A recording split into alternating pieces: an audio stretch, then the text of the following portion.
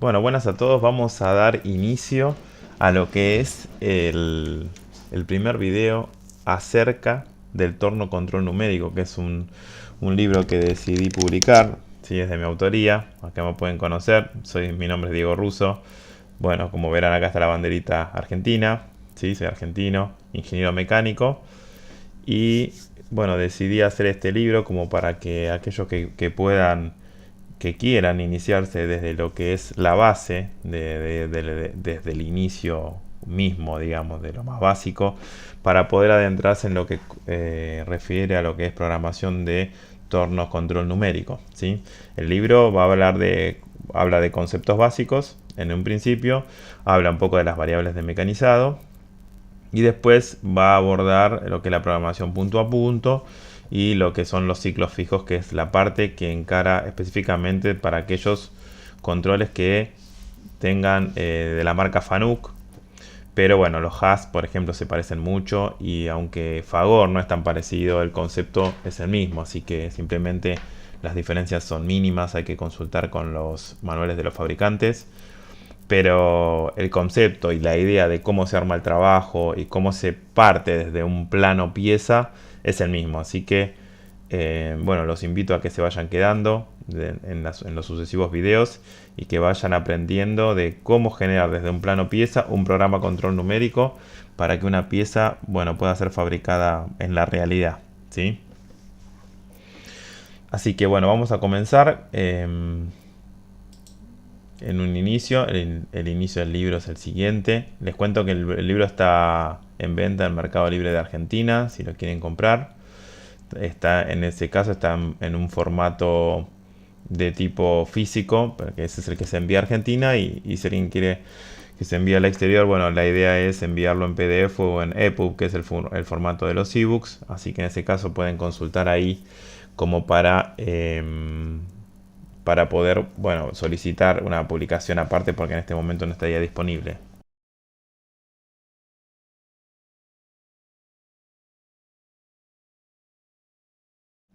Así que voy a tratar de dejar en los comentarios también el link de Mercado Libre como para que puedan comprarlo, o si no pueden consultar en los comentarios como para que uno le responda. Bueno, cualquier duda pueden dejar también en los comentarios y se puede responder o evacuar ese tipo de dudas. Bueno, la idea es hablar un poco en un inicio de, bueno, de qué se trata el torneado o qué es el torno, ¿sí? Para eso vamos a mirar unos sucesivos videos que nos van a ayudar a cómo es el proceso de torneado y de qué se trata la máquina. También tenemos un video para mostrar las partes de una máquina. Bueno, vamos a iniciar con este video que es el más representativo de todos, en los cuales, bueno, se puede visualizar aquí una herramienta trabajando, ¿sí? Es decir, esta es la herramienta. Vamos a decir que la herramienta es monofilo, aunque la herramienta de torno posee dos filos, ¿sí? Un filo principal se dice un filo secundario. Pero acá lo más importante que tenemos que marcar es que la pieza que es esta, es el material de inicio que partimos para hacer, que queremos tornear, digamos, se encuentra rotando. En este caso no lo vemos. Por acá después van a ver que se detienen las mordazas del torno. Esto, si hay alguna cosa que queda pendiente, lo vamos a ir viendo en los sucesivos videos. Entonces la idea es la siguiente. Por eso el torneado produce, se dice que genera o produce piezas de revolución. Porque esta pieza gira alrededor de este eje longitudinal, ¿sí? Y en función de eso se van generando geometrías, como su nombre lo dice, de revolución, gracias al corte de esta herramienta. Un poco, bueno, vamos a ir viendo que la herramienta va con un avance de mecanizado, es un avance controlado. Después vamos a ver qué es el avance. La velocidad de traslación que tiene se le dice velocidad de avance. En este caso, por ejemplo, cuando baja así radialmente se dice que está haciendo un frenteado. Ahí se detiene y se pueden visualizar una de las tres mordazas. Los platos pueden tener tres o más mordazas. Se visualiza una de las mordazas, que es lo que sostiene el material, lógicamente, para que se mantenga en su lugar. Bueno, un cambio de herramienta y la generación de una nueva trayectoria. Vamos a ver acá, en este caso este video, una gran variedad de herramientas que nos vienen bien para familiarizarnos un poco con el proceso. En este caso es una herramienta un poquito más aguda. Aguda decimos cuando el ángulo que queda comprendido entre el filo principal y el filo secundario, este ángulo en este caso es de 55 grados. Para el caso anterior era de 80 grados. Entonces simplemente esto nos va brindando que algunas herramientas tienen mayor o menor, digamos, accesibilidad o posibilidad de geometrías que pueden generar, ¿sí? Bueno, se detiene nuevamente el plato y ahora vamos a proceder a un mecanizado interior, una barra de interior, su inserto intercambiable o placa intercambiable es lo que se ve de color dorado, así que tiene lo que se llama un recubrimiento de nitruro de titanio para que mejore lógicamente su durabilidad en lo que es respecto del corte.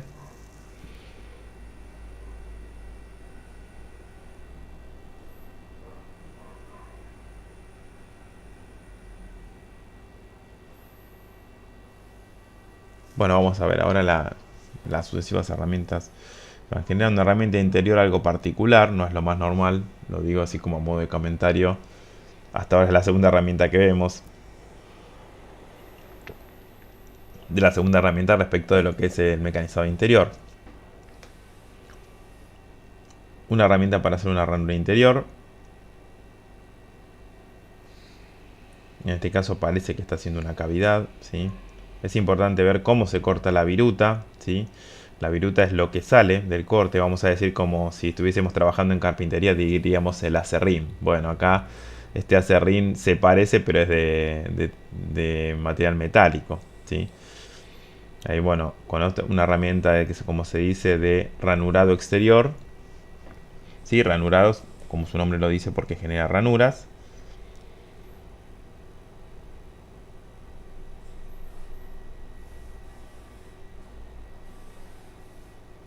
Y una herramienta bastante aguda, digamos, ahora con un ángulo de 35 grados entre los dos filos. Habíamos empezado con una de 80, pasamos una de 55 y ahora una de 35 grados, que es la que va a ser el acabado final, vamos a decir, de la geometría externa de esta pieza.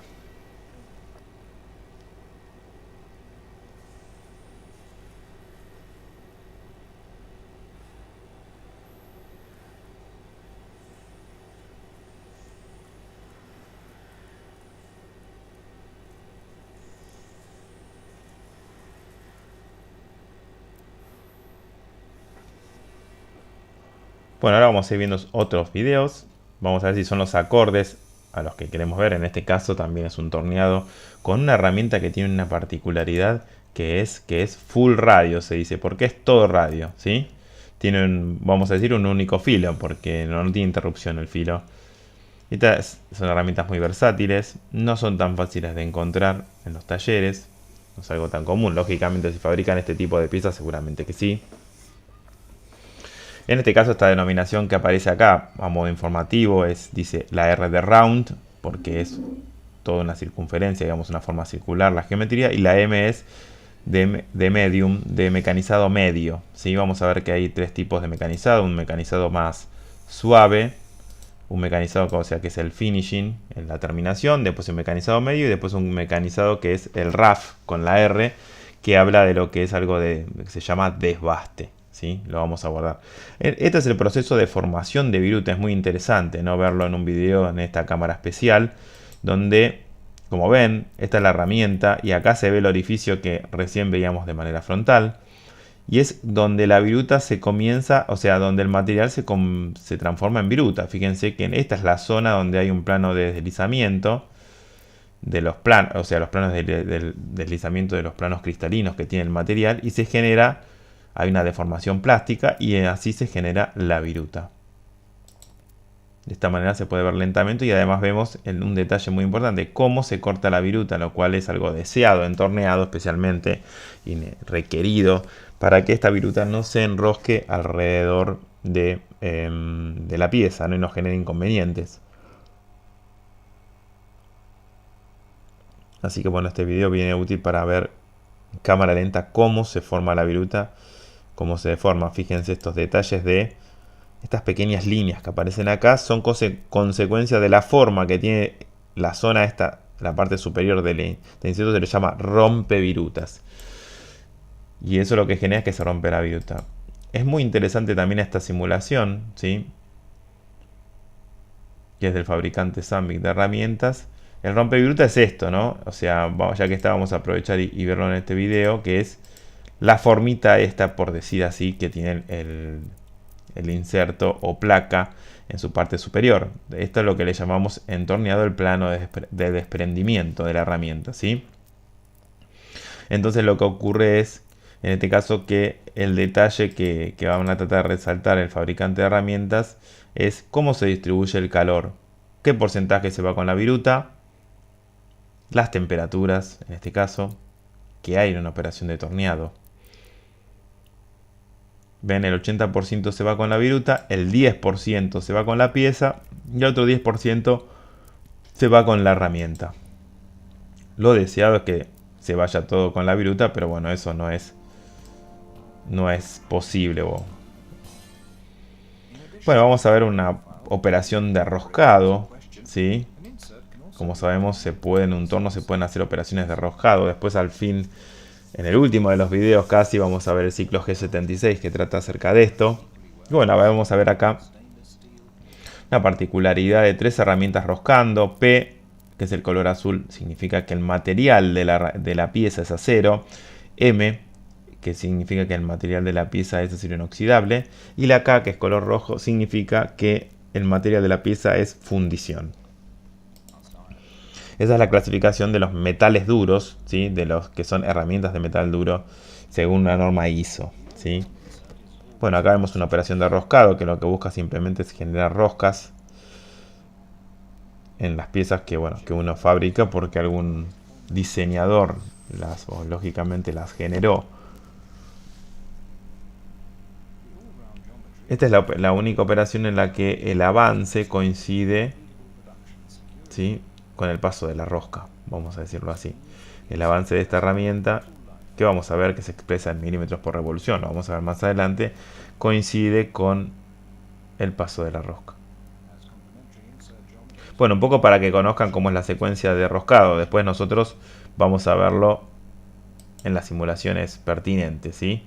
Bueno, una operación de ranurado frontal, como veíamos, están generando una ranura, pero no de manera radial, sino frontal, ¿sí? En este caso no solamente van a generar una ranura, sino van a generar un vaciado, que es más sencillo hacerlo por este método para que nos quede el fondo plano, ¿sí? Un poco para que vayamos conociendo de qué se trata torneado. Esto es una diversidad de operaciones,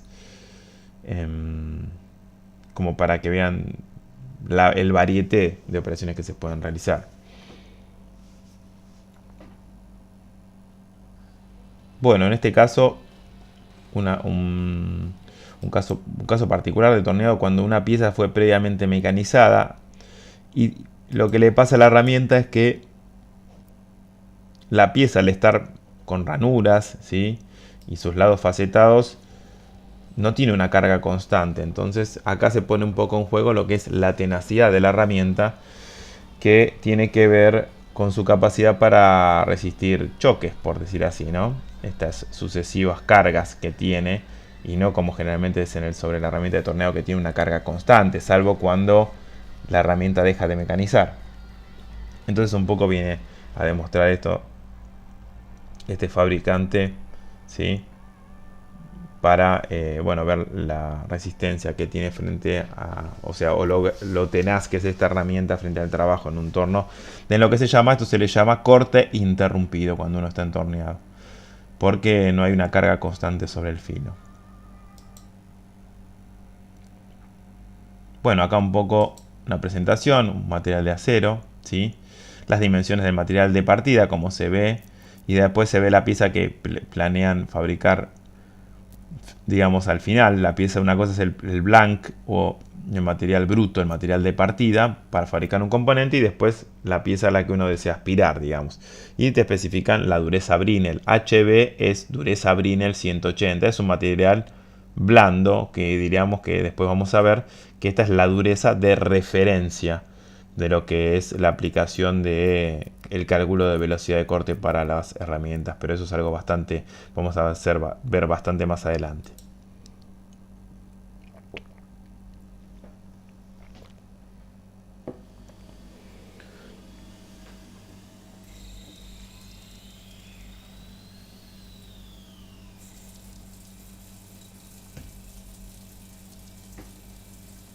Bueno, hay un dato particular que después vamos a ver. AP 4 milímetros, ¿qué significa? Que acá la herramienta de manera radial, es decir, de acá a acá, está sacando 4 milímetros, ¿sí? Como para que vayamos aprendiendo las variables del mecanizado.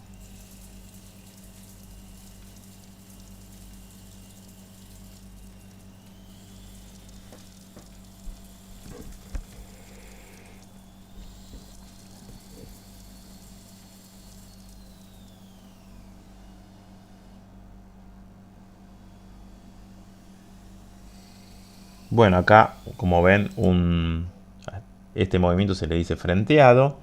PM significa que es para cero por la letra PM, que es para un mecanizado medio. CNMG habla de las siglas para determinar y definir esta geometría de inserto, ¿sí? Con una profundidad de 5 milímetros. Y por 3 dice por qué. ¿Qué significa eso cuando dice por 3 o antes decía por 4? La cantidad de pasadas. Es decir, fue una vez, fue dos veces y ahora va a ir una tercera vez.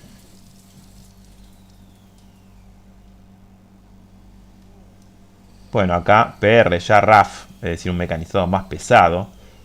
Otra geometría, CNMM. Y bueno, en la pasada de 7,5 va a pasar solo dos veces. ¿Sí? Bueno, un poco acá la comparación de potencia consumida, que es otro dato importante. El tiempo primero. En el primer caso, 22 segundos. Después 16, después 8, ¿no? Bastante se redujo, en este caso casi un tercio. Y casi el triple también de potencia consumida. ¿Sí? La potencia o sea, la variable acá fue más allá de la herramienta que se modificó. Lo que era el inserto o placa de corte, también se modificó el avance. Y eso guarda cierta proporcionalidad en el caso del avance entorneado, porque el avance por el AP son lo que se llama la sección de viruta, ¿sí? Y que determina eso la fuerza de mecanizado y también después determina la potencia. Así que tiene una proporcionalidad la potencia consumida respecto del avance o de la profundidad de corte.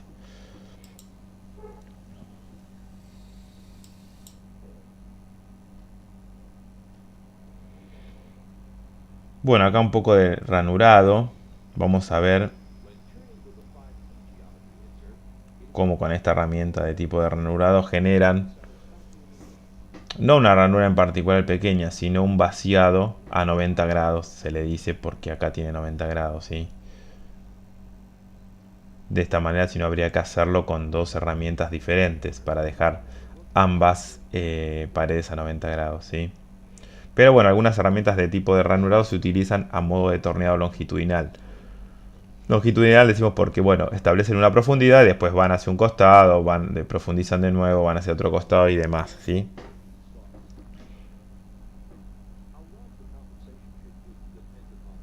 Bueno, un poco acá lo que va explicando es cómo es la secuencia de mecanizado, ¿sí? El método de ataque llega al extremo, desciende, y bueno, lógicamente que la pieza acá está girando, ¿no? Acá no se ve, porque la pieza es algo homogéneo, o sea, a nivel de revolución. Entonces, si uno ve solamente esta parte, pero si no, no se podría generar viruta, si no hubiese la rotación de la pieza, claro. El torneo básicamente es eso, rotación de pieza más el movimiento de la herramienta respecto de la pieza.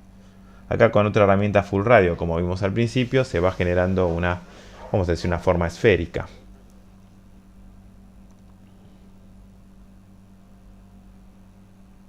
Bueno, en este caso muy similar al anterior, ¿no?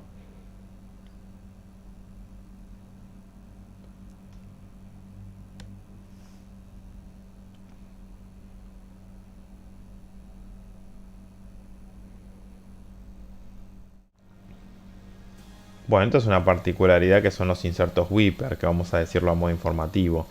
Son insertos que es como un modelo separado, una geometría totalmente separada de la geometría clásica. Lo que buscan es mejorar la rugosidad o aumentar o duplicar, vamos a decir así, el avance. Tienen una forma facetada en su parte, en la parte similar al radio, ¿sí? Pero bueno, esto lo dejamos como para que investiguen un poco.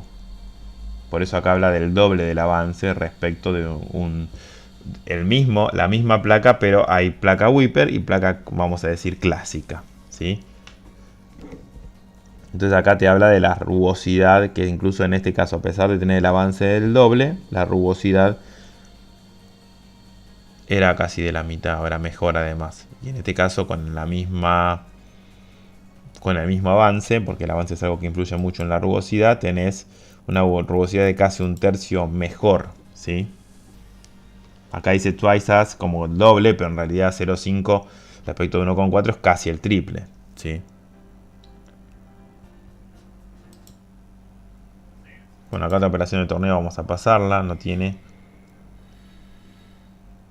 Bueno, acá es importante esto porque hay herramientas hoy en torneado que se llaman HPC, High Pressure Coolant, o lo que se llama refrigeración a alta presión. Todas estas boquillas lo que buscan es el gran problema que tiene el torneado, que es que se produzca la rotura de la viruta.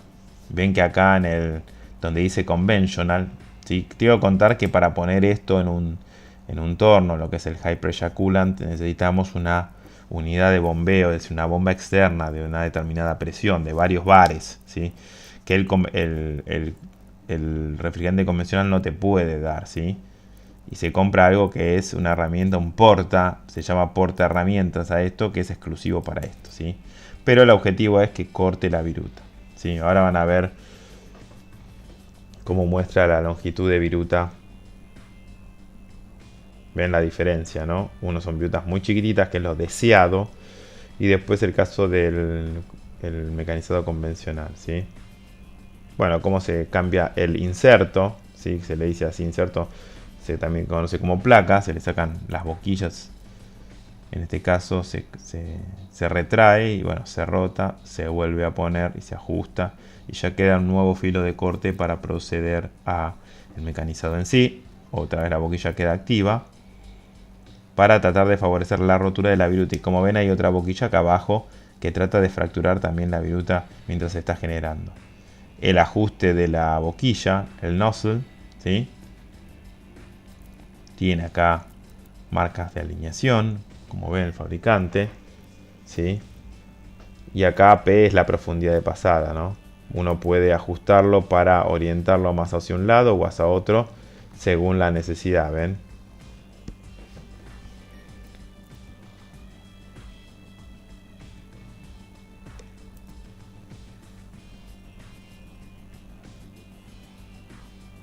Bueno, acá sucesivos ejemplos, ¿sí? Como para que vean este nuevo sistema, que es algo bastante novedoso, hace tiempo que está, pero vamos a hacer que nos toquen, vamos a buscar especialmente hay un torno. Aquí estos videos están muy buenos para ver en cámara lenta cómo se genera la viruta, ¿no? Cómo se va cortando, cómo se va generando el proceso de corte, ¿sí? Pero vamos a buscar como para finalizar, y más o menos ya hemos visto de qué se trata el torneado. Esto es una particularidad muy buena, que es que, como dice acá CBN, como ven, este es un inserto que se dice de CBN, nitruro de boro cúbico, que es apto para mecanizar piezas que fueron templadas, es decir, funciona con materiales que tengan una dureza superior a los 40 Rockwell C. Cuando hablamos de dureza Rockwell, hablamos de dureza de aceros, ¿sí? Se lo somete a un tratamiento térmico al acero, puede ser temple, por eso se ve así, como quemado, por decir así, no es algo brilloso para nada, y después se produce este mecanizado en el cual se genera una pasada muy pequeña, de valor pequeño, pero antes que estas piezas iban a ser rectificadas, se procede ahora en una determinada máquina a mecanizarlas en un torno, lo cual nos permite reducir los costos, ¿no? Esta herramienta es una herramienta de alto costo, ¿sí? Pero justifica en el caso en comparación de el rectificado. Bueno, sucesivas herramientas, y acá la particularidad, hago foco en esta porque es el mecanizado de fundición, por eso la viruta se corta sola, porque la fundición tiene un exceso de grafito entre el material en sí, entre los planos cristalinos, por eso se corta sola y no es necesario este tema del rompevirutas. Un mecanizado interior, ¿sí? Esto es interesante. una barra de interior para generar un mecanizado. Previamente a esto, lógicamente hay que hacer un agujero para que la herramienta pueda entrar.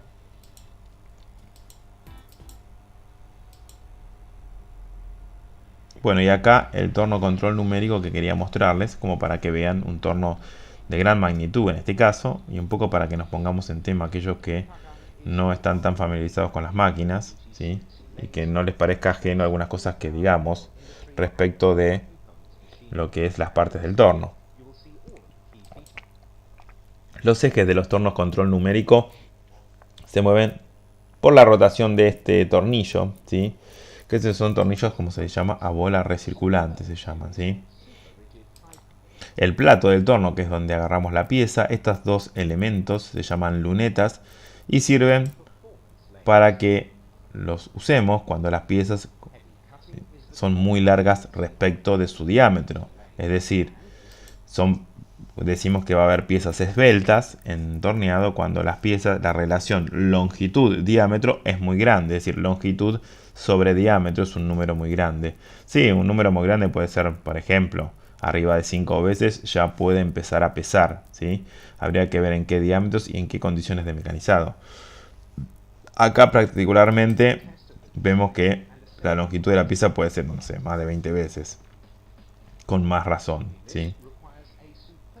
Bueno, un poco nos comentan de qué están hechas las bases del torno, que están hechas, como dice, de fundición, que la fundición es uno de los materiales más adecuados para lo que son basamentos de máquina, a costa de que pueden absorber las vibraciones, ¿sí?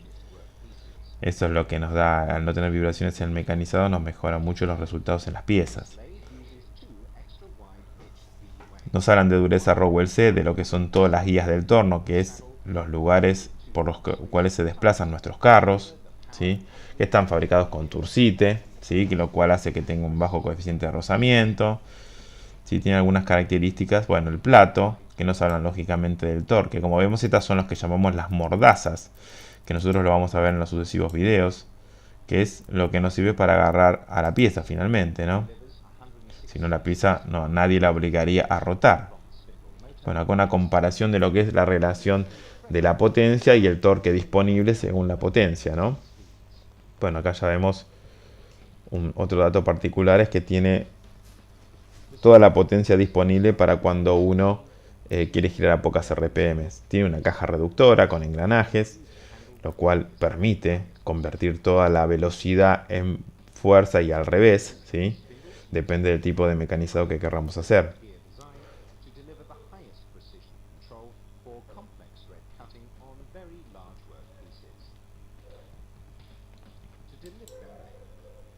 Bueno, acá algunos controles, vamos a ir pasando toda la parte dimensional. Bueno, otro dato importante, la contrapunta. Esto es un elemento que nos permite sostener cuando la pieza es muy esbelta, como comentábamos, para que todo esto no quede emboladizo, se dice, y lógicamente ya el peso empiece a molestar, digamos, a molestar, es decir, a tirar mucho, con mucha fuerza hacia abajo, se coloca la contrapunta que nos permite sostener el material del otro extremo, y el material de esta manera se siente contenido y lo podemos mecanizar no con facilidad, pero con rigidez, digamos, ¿sí? Después, en vez de la contrapunta, puede haber un plato más pequeño para agarrar el material también.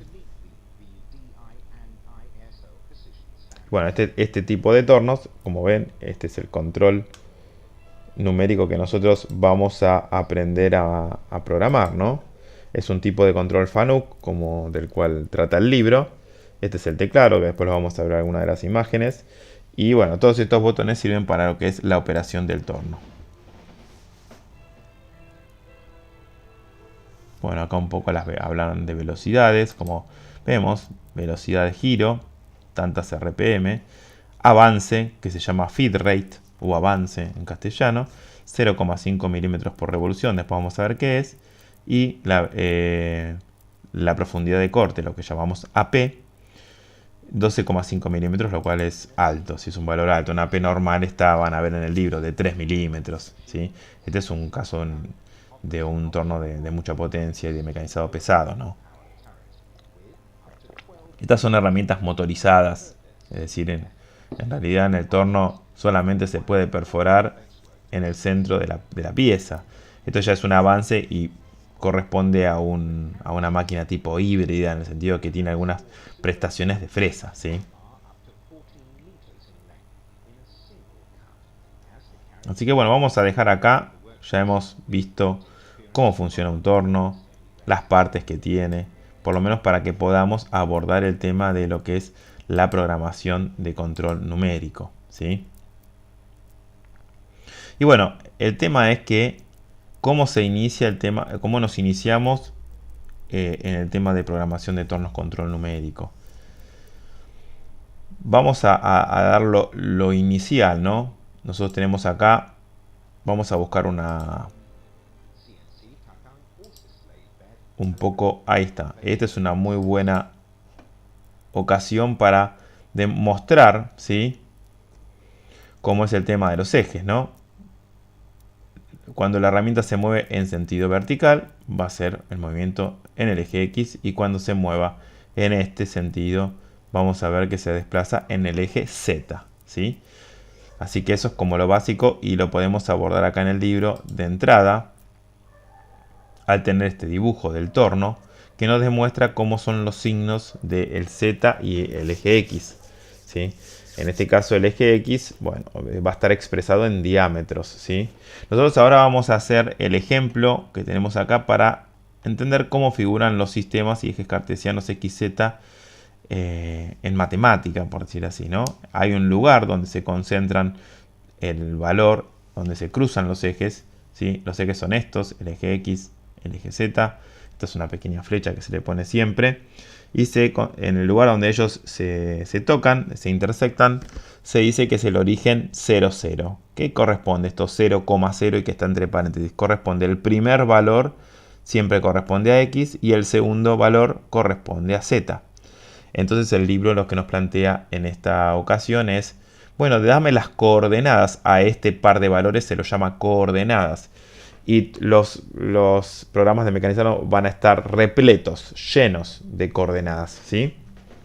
Entonces me dicen, decime dónde queda el punto A. El punto A queda, como dijimos, en el punto 1 y 2, ¿sí? 1 de X y 2 de Z. Entonces, vamos acá, ven que van separadas estas coordenadas, van separadas por un punto y coma.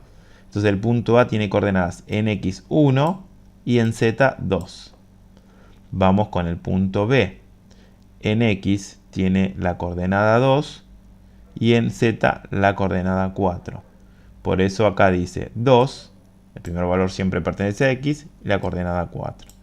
Luego vamos a buscar el punto C, que es este. En X, este es el punto C, me voy hasta X, tiene un valor 3, y en Z tiene un valor 1. Entonces, 3 en X, 1 en Z. Vamos con el punto D. Es este. La coordenada en X es la 4 y la coordenada en Z es 6. Entonces, 4 y 6. Vamos con el punto E ahora. Es este. La coordenada en X es 5 y la coordenada en Z es 3. 5 y 3. Y vamos con el punto F, que es la coordenada en X es 6 y la coordenada en Z es 2. Por eso dice 6, punto y coma 2. ¿Sí? Entonces esto es lo que corresponde a coordenadas cartesianas. Es un tema de matemática, pero es la base para poder entender cómo es la programación de los tornos control numérico. ¿Sí? Los ejes de máquina. ¿Sí? Y acá es lo que abordábamos recién.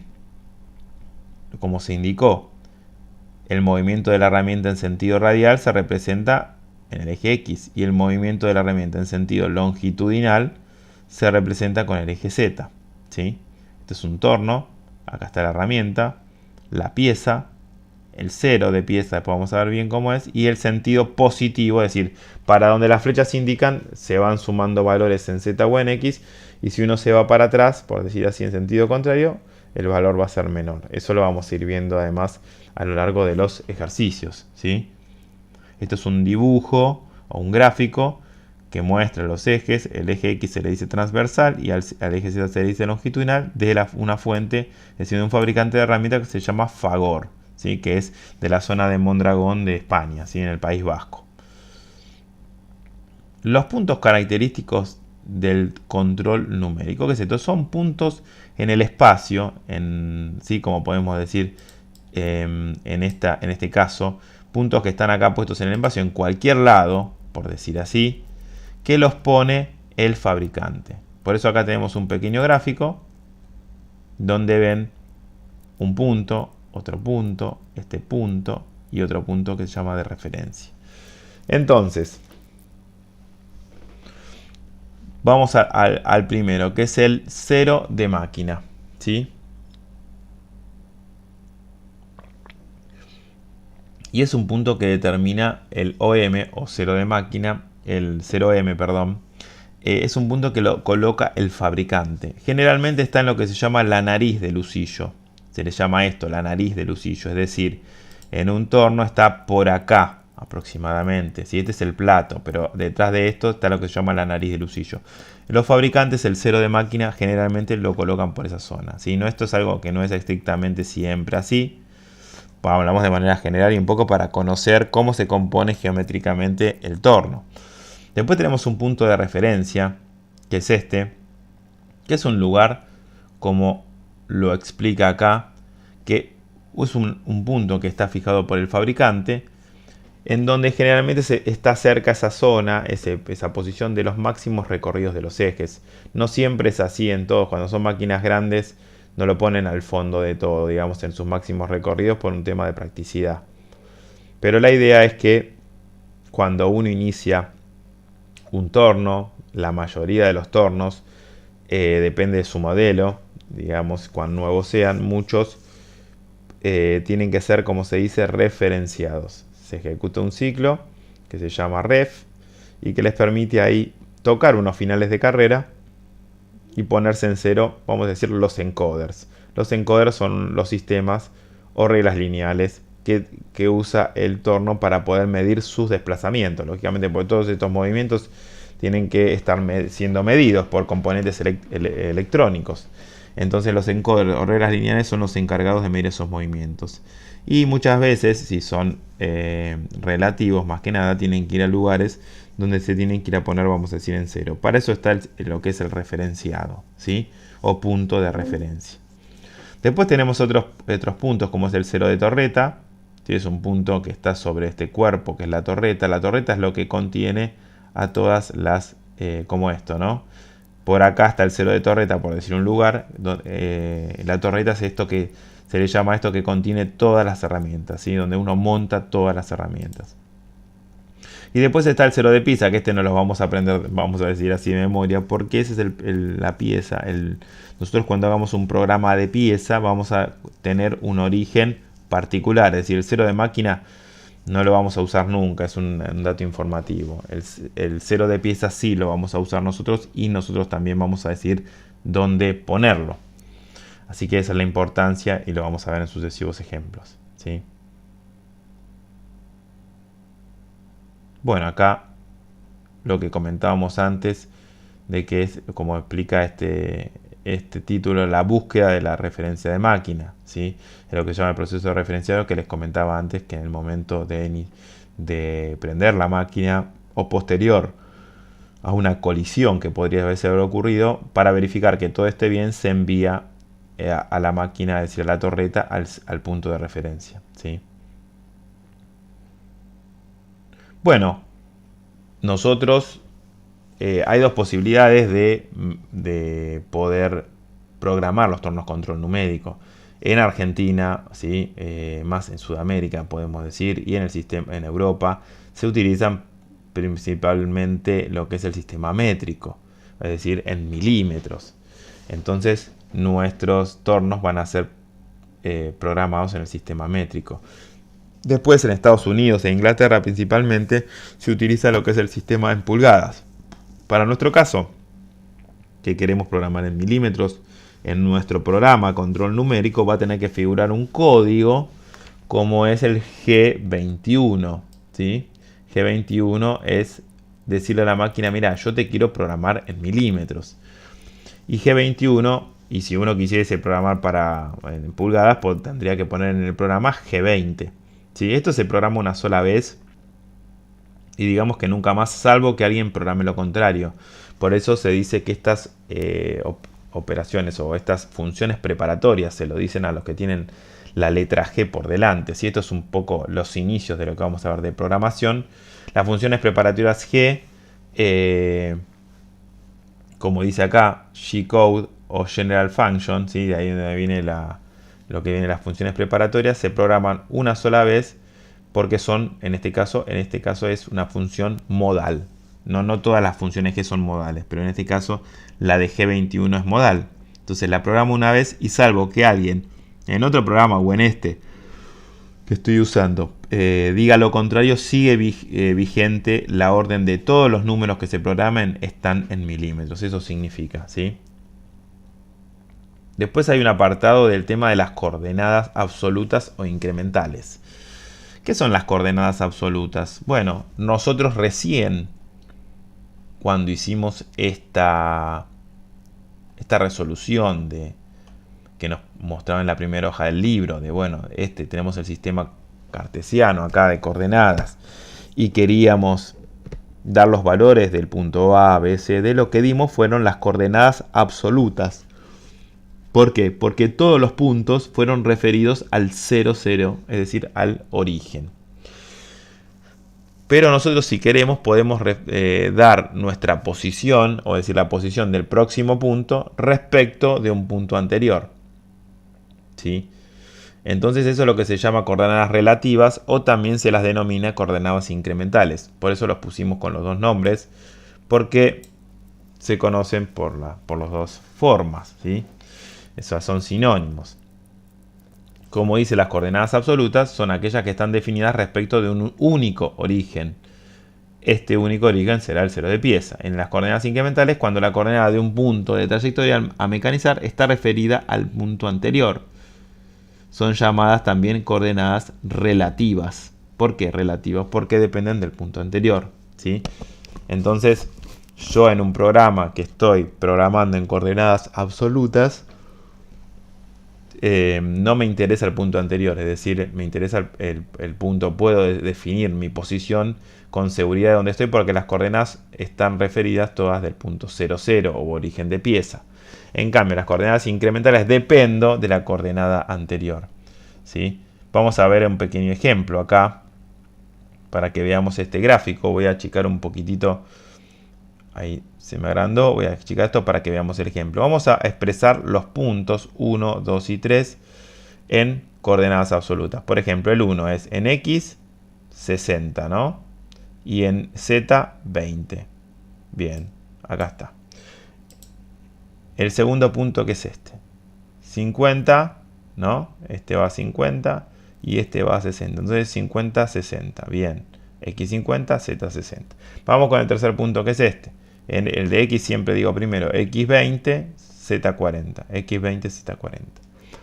Entonces, fíjense cómo son las coordenadas relativas. El primer punto coincide, ¿sí? Porque es el primero, solo el primero. Y después el resto es, para llegar al punto siguiente, porque yo lo que quiero describir es esta trayectoria, ¿sí? Estas flechas, seguiré el orden de estas flechas. Entonces, ¿sí? Una vez que yo partiendo del 0, 0, programo la primera coordenada exactamente igual. Es decir, quiero moverme 60 para arriba y 20 hacia la derecha en este caso. Vamos a decirlo así. Entonces hasta ahí estamos bien. Pero después me dicen, ¿cómo hago por ir al punto 2? Entonces, ¿qué tenés que hacer? Correrte. Del 20 al 60, ¿cuánto hay? 40. Y después tengo que bajar, ¿cuántos? 10. Por eso acá dice X menos 10. ¿Por qué? Porque yo bajé. En realidad en X estaba acá y tuve que bajar 10 respecto de este punto, por eso estoy más abajo acá en 10, y además me tuve que desplazar 40 hacia la derecha, estaba en 20 y me tuve que desplazar hacia 60, por ende en Z me moví 40. Después el tema del tercer punto, ahora estoy acá, ¿y cómo hago para llegar a este punto? Me tengo que desplazar, ¿sí? Desde 50 a 20, 30 para abajo, es decir, tengo que ir X menos 30, y como me voy a desplazar de derecha a izquierda, para completar lo de Z, tiene que ser negativo porque también lo mismo que este X, porque voy en sentido contrario a las flechas. Entonces en este caso sería menos 20. Entonces, esos son los que son las coordenadas relativas. Les cuento de todas maneras que este es el único lugar, creo casi el único, del libro que abordamos el tema de las coordenadas relativas. El libro básicamente va a estar, está orientado a todo lo que son las condiciones de coordenadas o programar en coordenadas absolutas, ¿sí? Entonces ahora vamos a ver un poco lo que llamamos las funciones tecnológicas, que quiere ver con qué, con lo que refiere a mecanizado. En el torneado tenemos tres variables principales respecto de lo que se llaman las condiciones de mecanizado o maquinado: la velocidad de corte, ¿sí?, el avance y la profundidad de pasada. El avance es, vamos a ver, es el desplazamiento que realiza la herramienta por cada revolución del husillo, es decir, de la pieza, podemos decir. Por ejemplo, un avance de desbaste, F es la letra con la cual se usa para expresar el avance, la F minúscula en realidad, pero acá, bueno, el Word me lo pone como mayúscula. Entonces uno pone F y el avance es, por ejemplo, 0,3 milímetros sobre revolución, o algunos le dicen milímetro por vuelta. ¿Por qué? Porque esto quiere decir que la herramienta se desplazó hacia allá, o se desplazó en este caso hacia allá, no porque se está desplazando según esta flecha, hacia ese lugar con una cantidad de 0,3 milímetros, cuando el material dio una rotación de 360 grados, es decir, dio una vuelta completa, ¿sí? Eso es lo que se llama el avance. Lo que avanza la herramienta respecto de la pieza por cada revolución de pieza. Después tenemos, como dijimos, el AP. Como ven, es esta pequeña altura que es lo que saca de manera radial la herramienta. Es lo que se llama profundidad de pasada y se expresa en milímetros. Y después tenemos la velocidad de corte, que la velocidad de corte viene a representar la velocidad tangencial del material, que más adelante vamos a ver la fórmula, ¿sí?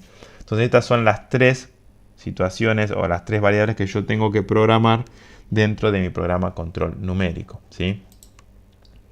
El avance se puede expresar, como vemos, por dos formas: en milímetros por minuto y en milímetros por revolución. En torno siempre se expresa en milímetros por revolución. El avance en milímetros por minuto queda para cuando hagamos operaciones de fresado, ¿sí? Así que en este caso, nosotros el G95, en este caso, que es parecido a lo que hablamos de G21, lo vamos a programar una vez sola. Y salvo, aunque se apague la máquina y demás, eso no lo dijimos antes, pero entra para este caso y el anterior, salvo que se apague la máquina y demás, sigue vigente el G95, salvo que se programe lo contrario en algún programa. Es decir, esto es otra función como la que llamamos modal. Si no programamos lo contrario, siempre esta función de estar trabajando o programando el avance en milímetros por revolución sigue vigente. Bien, entonces acá, ¿cómo se expresa el avance si quisiésemos, por ejemplo, ejemplos en programación, ¿no? G95F03, el avance programado será 0,3 milímetros por revolución. Si yo pongo G95F, o sea, en los programas, la letra F es la de feed, la de avance, y la que va a determinar cómo vamos a programar el avance, ¿sí?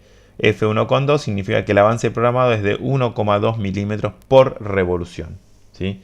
Y después hay un ejemplo de G94 que no vamos a hacer hincapié, ¿sí? Entonces, habíamos comentado, ahora vamos a abordar qué es la velocidad de corte. Dijimos un poco que la velocidad de corte es la velocidad tangencial del material. Y bueno, alguno dice, bueno, ¿pero qué es una velocidad tangencial? Miren, imagínense que este material está girando. Si yo pudiese poner mi dedo sobre el material, imaginésemos lo que no me hace nada malo, ni me raspa, ni nada. Si mi dedo tuviese una capacidad de medir la velocidad con la cual pasa el material a través de la yema del dedo, ¿sí? Esa es la velocidad tangencial, la velocidad con la que pasa el material, como si nos parásemos acá, nosotros en la herramienta, y viésemos pasar el material desde la punta de la herramienta, respecto de la punta de la herramienta, o respecto de que estemos parados acá. El material pasa con una velocidad frente a nuestros ojos, y esa es la velocidad de corte, ¿sí? Que un poco, como su nombre lo dice, va a definir la velocidad con la cual se corta el material. ¿Cuál es la fórmula de velocidad de corte? Es pi por D, el diámetro en este caso del punto de contacto de la herramienta, en milímetros, y el N es las revoluciones por minuto que está girando el husillo, es decir, que está girando en este caso la pieza. Por eso la velocidad de RPM que está girando este componente, esas son las Ns. ¿Sí? Y dividido 1000 es un coeficiente que acomoda, vamos a decir así, de proporcionalidad que acomoda los decimales. ¿Por qué? Los decimales no, las unidades, perdón. Porque las unidades, es decir, cuando uno habla de velocidad de corte, el valor obtenido es en metros, por minuto. Es decir, la cantidad de metros en un minuto que vi pasar de material. ¿Sí? Entonces es muy importante focalizar en las variables que vimos hasta ahora: avance, profundidad, velocidad de corte y sus unidades, que son las mismas unidades con las cuales vamos a encontrar en cualquier catálogo. Por ejemplo, un ejemplo es el concepto de la velocidad de corte. Acuérdense que yo dije que la velocidad de corte era esta fórmula, pero el D significa el punto de contacto donde yo estoy tocando mi herramienta con la pieza. Entonces fíjense que acá el diámetro 1, donde mi herramienta está tocando, es bastante menor que este. ¿Sí? Entonces, ¿qué podemos decir? Que la velocidad de corte en el punto este es menor, ¿sí?, que en este. Lógicamente esta pieza está girando a una determinada cantidad de revoluciones por minuto. ¿Sí?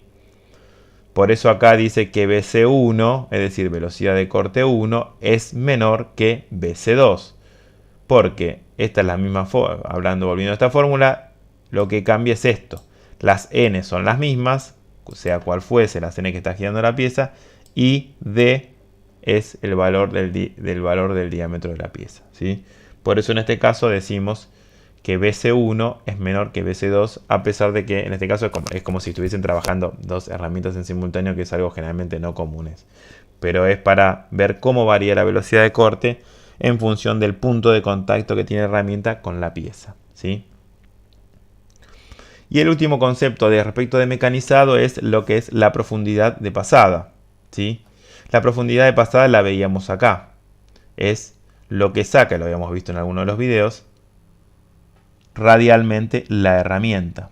¿Sí? Vamos a ver si encontramos alguno de estos videos didácticos que tengo acerca de lo que es las variables de mecanizado de torno.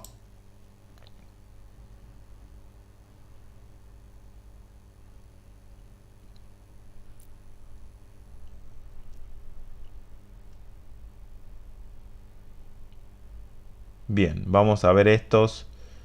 Parecen atractivos todos. Bueno, vamos a poner estos como para aclarar todos estos conceptos. Ahora nos faltaba ver el de profundidad de corte, pero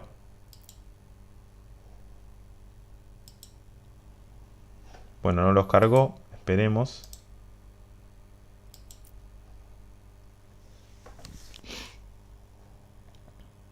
Voy a tratar de mostrar en realidad el que quería abordar, que es el tema de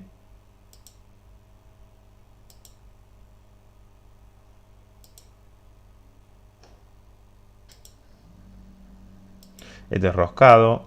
No, en este caso acá podemos ver. Exacto. Fíjense, la profundidad de corte es lo que saca la herramienta de manera radial cada vez que pasa. ¿Sí?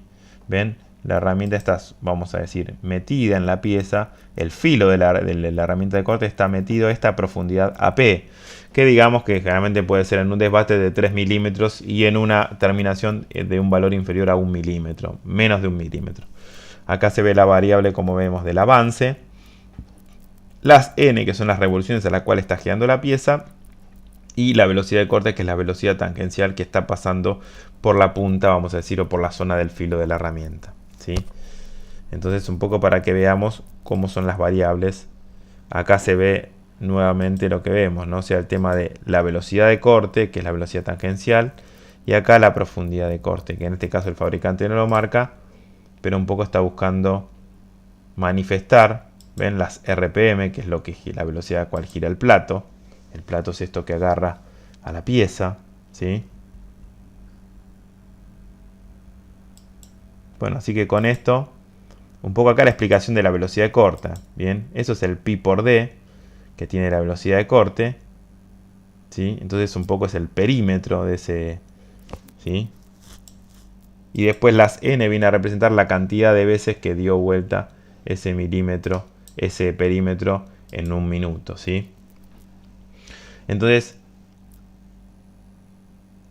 lo más importante de destacar de esto, y lo vamos a decir muchas veces, que hablamos de tres variables, ¿no? Hablamos de avance, en este caso el f, hablamos de a sub p, yo no lo pongo como subíndice, que es profundidad de pasada. ¿Y esto la profundidad de pasada, en qué se expresaba? ¿Sí? De pasada es singular, ¿sí? ¿Sí? Va a haber varias pasadas, es verdad, pero bueno. Y otro dato interesante es, hablamos de velocidad de corte. V sub c, que es la velocidad de corte.